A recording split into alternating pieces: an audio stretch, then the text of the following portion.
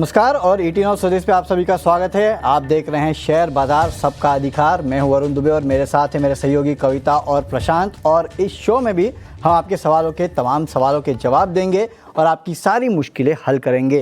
अब आप देखिए, आप अपने सवाल कैसे भेज सकते हैं। आप व्हाट्सएप पे सवाल जो है अपने टाइप करके भेज सकते हैं। इसके अलावा आप यूट्यूब पे भी भेज सकते हैं। तो तमाम जो तरीके हैं सवाल भेजने के आपके सामने आएंगे। आप अपने सवाल भेजिएगा, हम आपके सवालों का जवाब देने की पूरी कोशिश करेंगे। हमारे साथ हमारे गेस्ट जुड़े हुए हैं राजेश भोसले।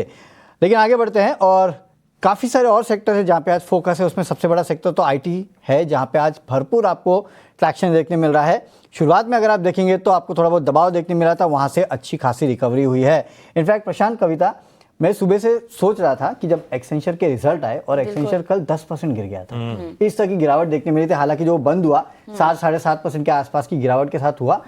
तो कल एक बहुत बड़ा फियर था कि आज हमारे आईटी स्टॉक्स की धुलाई होने वाली है।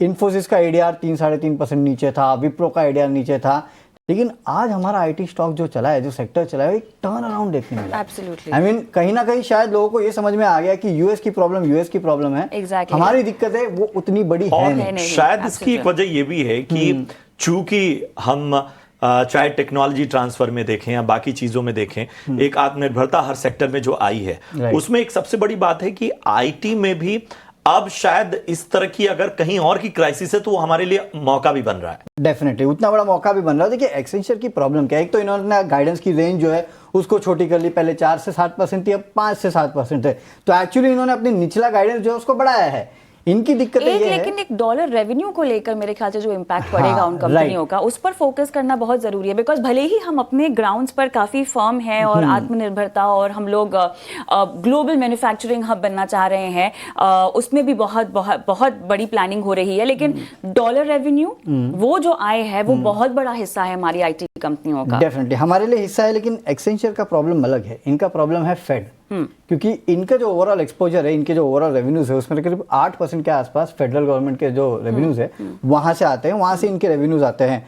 और इनकी दिक्कत ये है कि अभी हाल फिलहाल में आपने देखा इलॉन मस्क जो उनका डोज वो उन्होंने शुरू किया, उसके बाद कहीं ना कहीं जो कटौती की, इसका इम्पैक्ट जो है वो कहीं ना कहीं शायद वहां पड़ता दिखाई देगा। मॉर्गन स्टैनली की बात करें, जेफरीज की बात करें, उन्होंने यहाँ पर मेरे ख्याल से कुछ चिंताएं हाईलाइट की हैं और काफी हद तक उन्होंने जो फोरकास्ट भी है उसको भी 100 से 200 बीपीएस कम किया है अपनी रिपोर्ट्स में। जो डाउनग्रेड हुई है जेफरीज की तरफ से, उसमें भी उन्होंने मेजरली जो है यूएस को एक बहुत बड़ा कंसर्न बताया है हमारे बाजारों के लिहाज से भी। लेकिन ये किसको पता नहीं था। हाँ, आप देखिए ऊपरी स्तर से ऑलरेडी आपका आईटी इंडेक्स 20% गिर चुका है। पिछले 10-15 दिनों में अगर आप देखेंगे तो निफ्टी चला है, काफी हद तक, लेकिन आईटी इंडेक्स ने अंडर परफॉर्म किया और अच्छी खासी गिरावट आईटी इंडेक्स में ऑलरेडी आ चुकी थी। तो शायद काफी कुछ जो है वो हमारा आईटी इंडेक्स पचा चुका था। इसके लिए आपने देखा कल भी जब फेड की कमेंट्री आई कि उन्होंने कहा था, परसों आई थी, कल सुबह इंपैक्ट देखने मिला था कि स्लो डाउन देखने मिलेगा। उसके बाद भी हमारे आईटी इंडेक्स में तेजी देखने मिली और आज देखिए एक्सेंचर के रिजल्ट आए, एक्सेंचर में करीब 7-7.5% के आसपास की गिरावट आई, लेकिन हमारे यहाँ आईटी इंडेक्स जो है उसमें तेजी है। एक टेक्निकल राय ले लेते हैं आईटी इंडेक्स पे क्या बन रही है। राजेश जी, टेक्निकली आपको आईटी इंडेक्स कैसा लग रहा है? लगातार गिर रहा था पिछले 2 दिनों से, यानी कि कल और आज अच्छी खासी तेजी आई है। क्या ये बॉटम आउट हो चुका है? यहाँ से राह कैसी होगी और आईटी स्टॉक्स में आपको क्या पसंद है सर? देखिए, डेफिनेटली लास्ट 1-2 हफ्तों से थोड़ा सा कहीं ना कहीं बेस बन रहा है स्टॉक में, आईटी स्पेस में। अभी यहाँ पे कंप्लीट रिवर्सल हुआ है कि नहीं ये बताना डिफिकल्ट होगा, बट कुछ काउंटर्स है जैसे कि टीसीएस हो, एचसीएल टेक हो या विप्रो हो, तो कहीं ना कहीं वीकली चार्ट में अच्छे सपोर्ट्स पे रिवर्सल साइन दिखा रहे। तो ये कुछ प्रोमिनेंट नेम्स है, इन्हें यहाँ से स्टैगर्ड मैनर में डेफिनेटली बाय किया जा सकता है। अगर कोई डिप आए तो फिर भी पॉजिटिव डाइवर्जेंस दिखाई दे रहा है, यहाँ पे डेफिनेटली यहाँ पे स्टैगर्ड मैनर में बाय कर सकते हैं। तो स्टैगर्ड मैनर में आईटी स्टॉक्स जो है उनको बाय आप कर सकते हैं। टीसीएस, एचसीएल टेक, काफ़ी सारे ऐसे स्टॉक्स हैं जिनका नाम राजेश जी ने लिया। यहाँ पे आप अपनी पोजीशन जो है वो बना के रख सकते हैं। लेकिन चलिए, हमारे साथ हमारे कॉलर्स जुड़ना शुरू हो चुके हैं। तो प्रमोद जैन हमारे साथ जुड़े हैं। प्रमोद जैन से बात कर लेते हैं और पूछ लेते हैं कि इनके पास कौन सा स्टॉक है जिस पे सवाल पूछना चाहते हैं। Pramod ji, good morning sir, बहुत बहुत स्वागत है आपका 18 स्वदेश पे। सर पूछिए, कौन सी स्टॉक पे आप सवाल पूछेंगे? जी प्रमोद जी, आ रही है आपकी आवाज, पूछिए सर अपना सवाल। जी सर, मैंने BHEL वेल के शेयर लिए 294 रुपए पे 294 पे 300 क्वांटिटी है। कितनी क्वांटिटी सर? 300 शेयर। 300। आपका नजरिया क्या है sir? I mean short term के लिए लिए थे आपने कि लंबी अवधि के लिए रुकना चाहते हैं? नहीं, लंबी अवधि के लिए सर होल्ड कर सकता हूँ। 1 साल, 2 साल या 5 साल? हाँ, 2 साल तक। चलिए ठीक है, तो 2 साल के लिए होल्ड कर सकते हैं। 294 पे इन्होंने 300 शेयर लिए थे, वहां से नीचे आ चुका है। राजेश जी क्या करें? BHEL यहाँ बने रहे, एवरेजिंग करें या फिर निकल जाएं? देखिए, इफ पॉसिबल हो सके तो यहाँ पे एवरेज कर सकते हैं। तो इनकी जो बाइंग है वो थोड़ा सा नीचे आ जाएगा। यहाँ से एक रिवर्सल दिखाई दे रहा है डबल बॉटम डेली चार्ट में। एंड यहाँ से पॉसिबली स्टॉक जो है टूवर्ड्स 265 270, एक अगर 6 महीने से 1 साल का अगर नजरिया रखे तो आ सकता है। नीचे में अगर आप देखें तो एक हायर बॉटम है 190, तो वो स्टॉप लॉस को रखे यहाँ पे भी एवरेज कर सकता है for immediate target of 260 to 270। चलिए, तो ये राय आती हुई BHEL पे आप चाहे तो एवरेजिंग कर सकते हैं। हमारे अगले कॉलर भी है और ये पवन पटेल जी हमारे साथ जुड़े हुए हैं। पवन जी, आपको मेरी आवाज़ आ रही है? जी आ रहे मैडम, जी आ रहे सर, सॉरी। ओके, पूछिए सर, अपना सवाल पूछिए। एक रिलायंस का TCS का 1000 शेयर 4150 में है और रिलायंस का 1000 शेयर 1520 में है। ओके, तो ये 2 शेयर है आपके पास, रिलायंस और TCS। जी चलिए ठीक है। राजेश जी, रिलायंस और TCS दोनों दिग्गज स्टॉक है। IT पे तो वैसे हमारी अभी बात हुई, लेकिन बताइए सर क्या करना चाहिए? वेंकटेश जी का ये सवाल था, तो आप बताइए क्या करना चाहिए इन दोनों स्टॉक्स में? देखिए, TCS एग्जैक्टली अपने 200 वीकली मूविंग एवरेज पे ट्रेड कर रहा है। एंड हमने देखा था कि नवंबर 2023 में अराउंड 3400 से ही स्टॉक का जो है एक रैली स्टार्ट हुआ था। तो अभी फिलहाल काफी अच्छे सपोर्ट पे है। डेफिनेटली जस्ट हमने डिस्कस किया कि कहीं ना कहीं एक IT स्पेस में US की वजह से कहीं ना कहीं एक टेंशन चल रहा है, बट हमारे IT स्पेस कहीं ना कहीं एक बेस फॉर्मेशन बन रहा है। तो यहाँ पे डेफिनेटली होल्ड रख सकते हैं। एक्सपेक्ट कर सकते हैं यहाँ से bounce at least towards 3950 to 4000 levels आने वाले महीनों में देखने को मिल सकता है। तो अभी फिलहाल काफी अच्छे लेवल्स पे TCS को होल्ड रख के जा सकते हैं। अगर इनफैक्ट अगर पॉसिबल हो तो यहाँ पे अगर फ्रेश एंट्री बनानी है तो स्टैगर्ड मैनर में भी यहाँ पे बाय किया जा सकता है।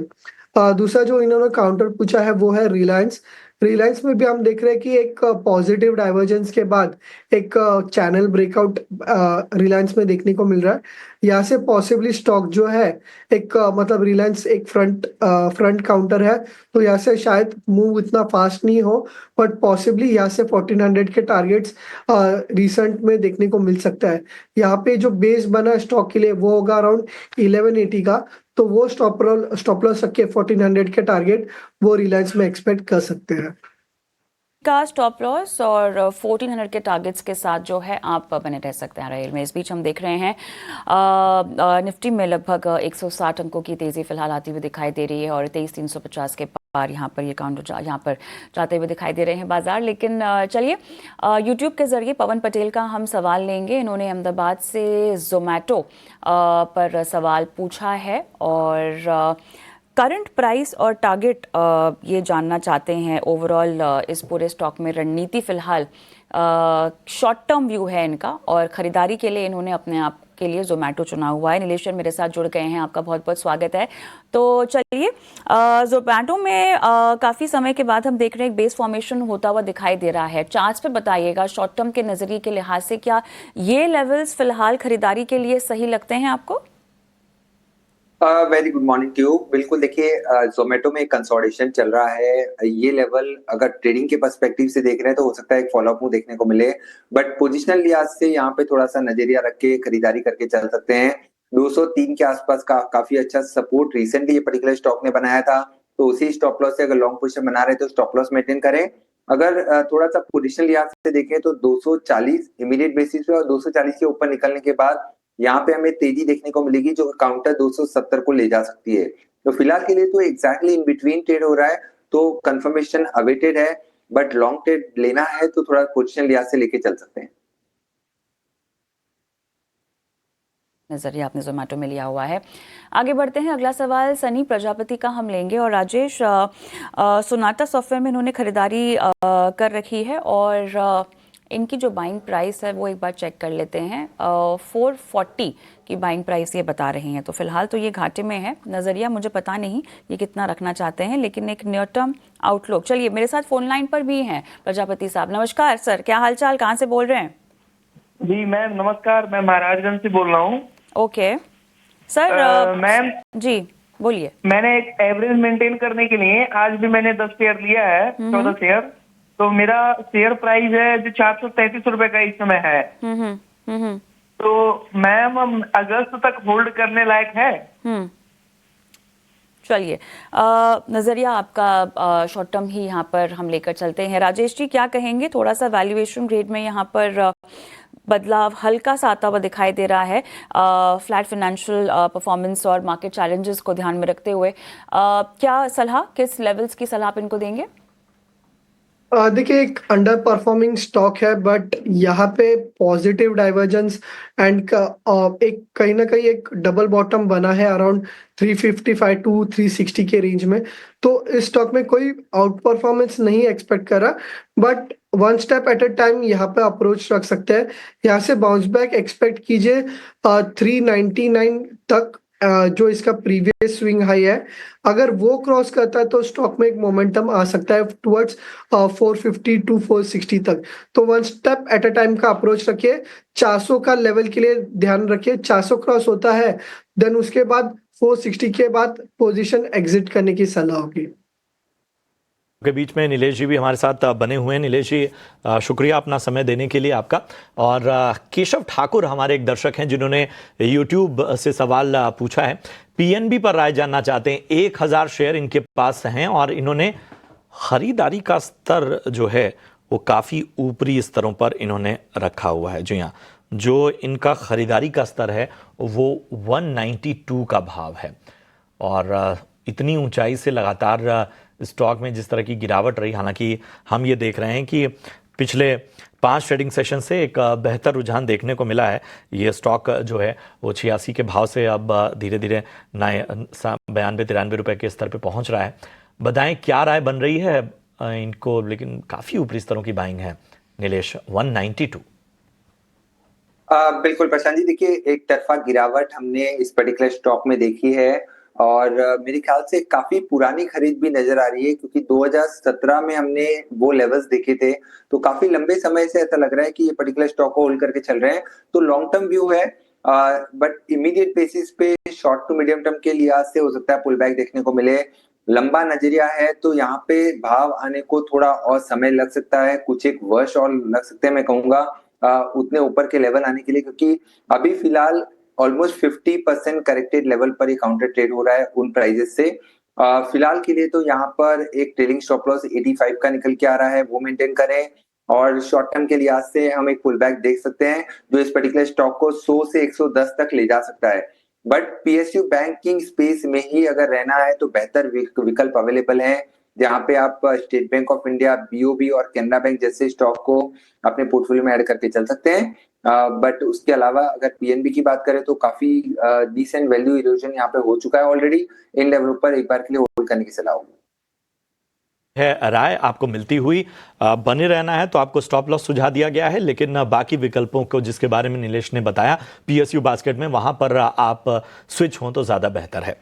चलिए बढ़ते हैं आगे। और इस वक्त बाजार में बेहतरीन रुझान, निफ्टी देखिए 160 अंकों की यहां पर तेजी और 23,350 के पास इस वक्त निफ्टी नजर आता हुआ। वहीं बैंक निफ्टी की अगर हम बात करें तो यहां पर भी 425 अंकों की तेजी हमें देखने को मिल रही है। 50,500 के करीब इस वक्त बैंक निफ्टी। मिड कैप और स्मॉल कैप में भी लगभग 1 से 1.5% की तेजी हमें देखने को मिल रही है। नीलेश, आप जुड़े हैं तो जरा बाजार पर भी अपना नजरिया दीजिए। बिल्कुल, देखिए मार्केट में पिछले 5 दिनों से काफी बेहतरीन रनअप हम देख रहे हैं। निचले स्तरों से स्ट्रॉन्ग रिबाउंड हमें देखने को मिल रहा है। एक सेंटीमेंट वाइज पॉजिटिव ट्रिगर यहाँ पे आते हुए नजर आ रहे हैं, जहाँ पे निफ्टी ने अपने 23,000 के साइकोलॉजिकल लेवल को क्रॉस कर दिया है। मल्टीपल डेवलपमेंट है। सबसे पहला डेवलपमेंट MACD जो मोमेंटम इंडिकेटर ऑसिलेटर है, वहां पे बाय क्रॉस ओवर आता हुआ नजर आ रहा है। दूसरी चीज अगर आप देखें तो 27 सितंबर 2024 लगभग पिछले 4-5 महीनों से जो गिरावट हमने देखी, अगर ऊपरी स्तरों से सारे हाइज कनेक्ट करें तो एक फॉलिंग ट्रेंड लाइन यहाँ पे डेवलप होती हुई नजर आ रही है। वो ट्रेंड लाइन का ब्रेकआउट हम कल ऑलरेडी देख चुके हैं, आज एक फॉलोअप मूव आता हुआ नजर आ रहा है। तो सेटअप देख के ऐसा लग रहा है कि निफ्टी यहाँ से 23,600 और 23,800 की जोन में जाने की तैयारी कर रहा है। इन लेवलों पर 5 दिनों के रनअप के बाद जहाँ पे निफ्टी 5.5% के उछाल के साथ ट्रेड कर रहा है, तो यहाँ पर थोड़ा सा कॉशियस अप्रोच जरूर रखने की सलाह होगी। बट थोड़ी सी अगर डिप मिलती है तो वो डिप का यूज करें लॉन्ग साइड में पोजीशन बनाने के लिए। स्टॉक स्पेसिफिक एक्शन पर फोकस करने की सलाह होगी। बैंक निफ्टी पे हमारा कंफर्ट थोड़ा ज्यादा आ रहा है। बैंक निफ्टी कंफर्टेबली प्लेस नजर आ रहा है, जहाँ पे 51,000 से लेके 51,400 तक की अपसाइड हम एक्सपेक्ट करके चल रहे हैं। तो कंपैरेटिवली स्ट्रेंथ है बैंक निफ्टी में, वहां पे फोकस करने की सलाह होगी। 50,000 का स्टॉप लॉस यहाँ पे रखना होगा। लास्टली अगर आप वॉलेटिलिटी इंडेक्स पर नजर डालें तो वहां पे कंटिन्यूस डिक्लाइन हम देख रहे हैं। एक कंफर्टेबल सिचुएशन जिसे हम कहते हैं, वो कंफर्ट जोन इंडिया वीक्स में फिलहाल आता हुआ नजर आ रहा है। तो सेक्टर स्पेसिफिक के साथ साथ इंडेक्स पर भी फोकस करके चल सकते हैं, लॉन्ग साइड पे फोकस करने की सलाह होगी। तो ये है बाजार पर एक विस्तृत नजरिया नीलेश जी का आता हुआ। लेवल्स का ध्यान रखिए, ऊपरी और निचले स्तरों पर किन किन स्तरों को आपको कहीं ना कहीं बाजार की रणनीति बनाने में सहायक होंगे। चलिए इन सब के बीच में यहाँ रुकेंगे एक छोटे से ब्रेक। मेहमान भी जुड़े हुए हैं, लेकिन चलिए थोड़ा सा रियल एस्टेट सेक्टर पर हम बात कर लेते हैं। और प्रशांत और वरुण, हम देख रहे हैं जो ओवरऑल इंडेक्स है लगभग 1 महीने के हाई पर फिलहाल जाता हुआ हमें दिखाई दे रहा है। एक लगातार ट्रेंड है वरुण जो हमने इस पूरे सेक्टर में आते हुए देखा है, डिस्पाइट खबरें जहां पर हमें डिस्ट्रप्शंस दिखाई दे रहे हैं। कुछ पॉकेट्स ऐसे हैं जहां पे फाइनेंशियल कंसर्न्स हैं, डिमांड सप्लाई को लेकर भी कुछ पॉकेट्स में हम देख रहे हैं कि बहुत दिक्कतें हो रही हैं, क्योंकि एक जो पाइल्ड अप स्टॉक्स हमने देखा था इन्वेंट्रीज के लिहाज से वो खत्म हो गया है, लेकिन नया कुछ अभी फिलहाल बनता हुआ नहीं दिखाई दे रहा। डिस्पाइट दैट ये जो तेजी है और 1 महीने के स्तर पर यहाँ पर पहुंचना, तमाम काउंटर्स भी आपके स्क्रीन पे हम फ्लैश करेंगे जो हरे निशान में आज तेजी के मोड में है, इसको वन ऑफ तो नहीं माना जा सकता है वरुण? क्लियरली देखिए वन ऑफ तो नहीं है, इसके 2 कारण है जो तेजी हो रही है इसके। एक तो आपके ये सारे दोनों रेट सेंसिटिव सेक्टर आप देखिए जो चल रहे हैं, बैंकिंग, एनबीएफसी और साथ ही साथ रियल एस्टेट। तो एक तो आपका रेट कट जो सबसे बड़ा इंपैक्ट कर रहा है कि ओवरऑल आपके जितने भी रेट सेंसिटिव सेक्टर्स है वो इसके लिए चल रहे हैं, क्योंकि एक रेट कट आ चुका है और लोग मान के चल रहे हैं कि शायद एक और रेट कट आपको आने वाले समय में देखने मिलेगा। दूसरा आप देखिए लिक्विडिटी के बड़े कंसर्न्स थे पूरे बैंकिंग और एनबीएफसी सेक्टर में। अगर लिक्विडिटी टाइटनिंग जो हो गई थी, प्रॉब्लम लिक्विडिटी की जो स्कैरसिटी हो गई थी, वो अगर बनी रहती तो शायद आपको रियल एस्टेट सेक्टर में इस तरह की तेजी नहीं देखने मिलती। लेकिन लिक्विडिटी जो है, आरबीआई लगातार लिक्विडिटी मेजर्स उठा रहा है और बैंकिंग और एनबीएफसी सेक्टर में लिक्विडिटी डालते जा रहा है। तो ये जो मेजर रीजन है जिसकी वजह से बैंक्स, एनबीएफसी और साथ ही साथ रियल एस्टेट सेक्टर जो है वहां पे आपको तेजी देखने मिले। और एक बात आप याद रखिएगा, इस देश में रियल एस्टेट चलता है, रियल एस्टेट चलता है, बिल्कुल बिल्कुल सबकी नीड है रियल एस्टेट। इनफैक्ट कीमतों के करेक्शंस को लेकर बाजार जब गिरा था तो डिजिटल दुनिया में एक नई तरह की डिबेट शुरू हो गई थी कि साहब एफडी, जमीन और इक्विटी की तुलना लोग करने लगे थे। बिल्कुल बिल्कुल सही बात है। लेकिन अभी भी जैसे हम बातें भी करते हैं, तमाम एक्सपर्ट्स से रिपोर्ट्स भी कई सारी पढ़ते हैं, प्राइस करेक्शन कीमतों में खरीदारी के लिहाज से कहीं आता हुआ नहीं दिखाई दे रहा है। देखिए बीच में एनारॉक की एक रिपोर्ट आई थी, उसने वर्ली मार्केट के ऊपर रिपोर्ट निकाली थी कि किस तरह की वहां पे अभी भी सेल्स जो है, और ये प्रीमियम मार्केट है जहाँ पे सेल्स अच्छी खासी हो रही है। सबसे बड़ी बात कि जितनी रियल एस्टेट के दिग्गज हैं उन सभी को आप सुनिए, बड़े बड़े कॉन्क्लेव, बड़ी बड़ी समिट्स में, उसमें एक चीज है कि जो सुझाव है खासतौर पे दिल्ली, मुंबई जैसे मार्केट में, बैंगलोर को भी खासतौर पे, कर्नाटक को भी हमें देखना होगा। यहां पे क्या है कि अब सिटी की जो कैरिंग कैपेसिटी है वो धीरे धीरे खत्म हो रही है। उन्हें अब जाहिर, अच्छा दूसरा क्या है कि इन सिटीज में ट्रैवलिंग इतना बड़ा चैलेंज है, ये सभी मानते हैं कि इन शहरों में आउटस्कर्ट्स भी महंगे हो गए। बिल्कुल, अब महाराष्ट्र का बॉम्बे का ही हाल देख लीजिए ना। बॉम्बे हम काफी समय तक, काफी जमानों तक हमने केवल एक वेस्टर्न सबअर्ब देखा, लेकिन उसके बाद सेंट्रल डेवलप हुआ, हार्बर डेवलप हुआ। अब जो मेन स्ट्रीम बॉम्बे है जिसको लोग सबअर्ब्स कहते हैं, 2.0 क्या है वो? एक मुंबई अपर होने लग गया है, हाँ लोअर और एक अपर होने लग गया है, और जो खुदा हुआ है पूरा शहर वो अलग सब्जेक्ट है। तो यही है कि आपका रियल एस्टेट नो डाउट कभी कभी हिकअप्स आते हैं, नीचे चला जाता है। क्यों? क्योंकि आपकी प्री सेल्स बहुत हो गई थी, हाँ, तो बुक्स पे यही दिखना भी factors बाकी है, है। लेकिन जैसे बुक्स पे दिखना शुरू हुई, एक हालात टेक्निकल ठीक व्यू हुए। भी लेना चाहिए मेहमानों क्यों से, नहीं और लेना अगर कोई उनकी कोई पिक है, कोई चॉइस है, नीलेश आपके पास मैं आऊंगी, बताइएगा इस पूरे सेक्टर में आप कहाँ दांव लगाना चाहेंगे और कितनी समय अवधि के लिहाज से?